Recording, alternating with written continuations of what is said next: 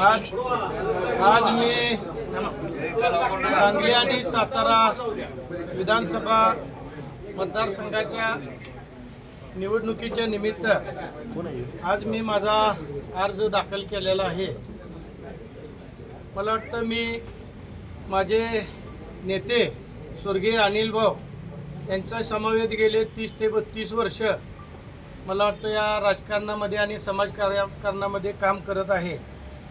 मी या 32 वर्षाच्या कालावधीमध्ये जी काय मित्रत्वाच्या नात्यानं सांगली असेल सातारा जिल्हा असेल या दोन्हीमध्ये एकत्रितरित्या जी माझी मित्रत्वाची संख्या आहे किंवा एकामेकाला जीवाला जीव देणाऱ्यांची जी संख्या अशी मी जी आजपर्यंत जी मिळवलेली आहे ती निश्चितपणानं ती संख्या मोठी आहे। आणि मला वाटतं मी या सगळ्या ज्या मतदारसंघातल्या या आपल्या सांगली आणि सातारा या मतदारसंघातल्या 2 जिल्ह्यातल्या सगळ्या कार्यकर्ते असतील, सगळे नगरसेवक असतील, सगळे जिल्हा परिषदचे सदस्य असतील, या सगळ्याच्या मागणी खातीर मी माझ्या पक्षाकडं उमेदवारी अर्ज मागणी केला। मला वाटतं मी माझे नेते आमदार सुहास भैया आणि या सांगलीचे पालकत्व घेतलेले मंत्री शंभूराजे देसाई ही सगळीजण जाऊन आम्ही एकनाथ शिंदे साहेबांकडं उमेदवारी मागितलेली आहे आणि शिवसेनेच्या वतीनं मी आज माझा इथं मला वाटतं अर्ज दाखल केलेला आहे। बाकीचे आपल्याला मदत करणारे जे मित्र पक्ष आहेत ते मदत करा असं वाटतं का आपल्याला? मला वाटतं राजकारणामध्ये मी जादा शत्रुत्व कधी कुणाचं संघ केलेलंच नाही आणि निश्चितपणानं माझी मित्रत्वाची संख्या जास्त आहे।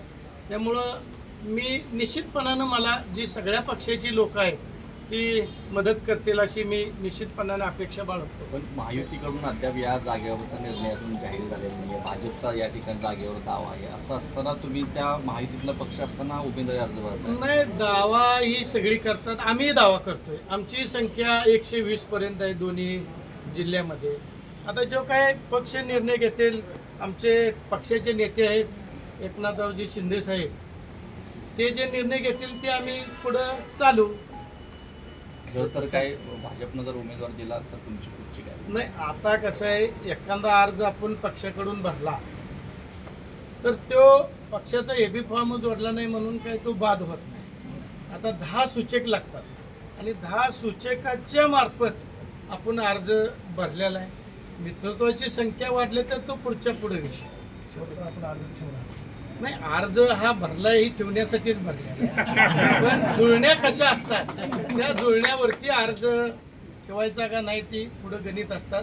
आणि निश्चितपणाने मला वाटतं या 2 जिल्ह्यामध्ये माझी मित्रत्वाची संख्या जास्त आहे राजकारणामध्ये आणि एकामेकाला आम्ही मदतीला आलेलो आहे। त्यामुळं मला वाटतं निश्चितपणानं जी मित्र आहेत ती माझ्या मदतीला आल्याशिवाय राहणार नाही। वेळ आली तर पट बदलण्याची तयारी आहे? नाही, असं काय नाही, ते आत्ता सध्या जर मी पक्षाकडून भरलेलं आहे, पक्षावर मी निष्ठेनं काम करतोय।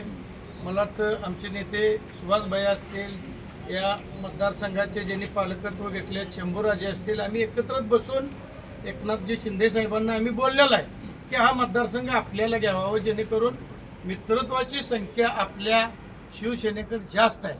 त्यामुळं संख्याबळ गाठू शकतो आपण हे त्यांना आम्ही पटवून सांगितलेलं आहे आणि निश्चितपणानं हा मतदारसंघ आम्हाला सुटेल असे आमची अपेक्षा आहे। राष्ट्रवादी अजित पवार तर तुमच्यासोबत नाही, सगळ्या समावेतच आहेत, अजितदादांची बी आहेत, बाकी इतर पक्ष जे आहेत आपल्या 2 जिल्ह्यामध्ये त्याच्यातही आपली मित्रत्वाची संख्या जास्त आहे। साताऱ्यातली नाराजी अजून कायम आहे?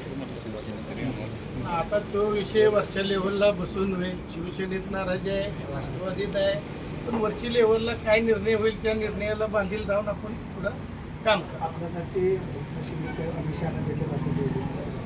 नाही, आता ते वरच्या लेव्हलला असते, आम्ही ज्या वेळेला त्यांना भेटलो ते तिथून दिल्लीला गेले, पण जे काय ते फायनल हायकमांड जो निर्णय घेईल त्या निर्णयाप्रमाणे चालेल। थँक्यू.